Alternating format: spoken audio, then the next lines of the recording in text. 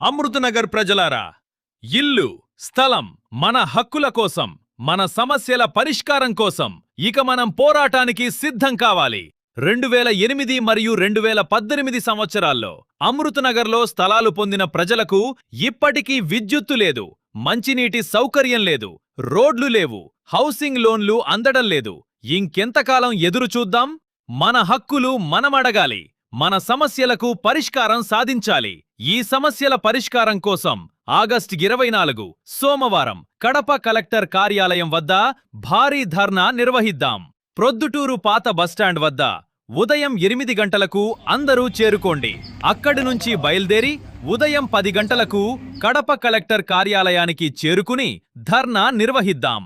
అమృతనగర్ ప్రజలారా, మీ కుటుంబ భవిష్యత్తు కోసం, మీ హక్కుల కోసం, మీ సమస్యల పరిష్కారం కోసం అందరూ కదిలిరండి. అందరూ ఐక్యంగా పోరాడండి. ప్రజల ఐక్యతే మన బలం, పోరాటమే మన ఆయుధం.